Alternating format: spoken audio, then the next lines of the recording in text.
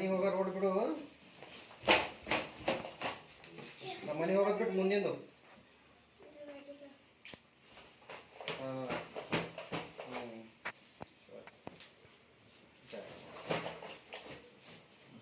Very good.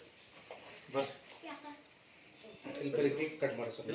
ಇಲ್ಲ ಇಲ್ಲ cake ಮಾಡಿ ಕಟ್ ಮಾಡ್ರೆ ಆಮೇಲೆ ಎಲ್ಲ ಈ ಕಡೆ ಹಾಂ ಎಲ್ಲರೂ ಈ ಕಡೆ ಕುರ್ಚಿ ಬರ್ರಿ ಚೆನ್ನಾಗಿ ಫೋಟೋ ತೆಗಿ ಸರ್. ಯಾಕಂದ್ರೆ ಆಮೇಲೆ ಒಬ್ಬರು ಎಲ್ಲ ತೆಗಿತಾರೆ ನೀವು ಬರೀ ಕಡೆ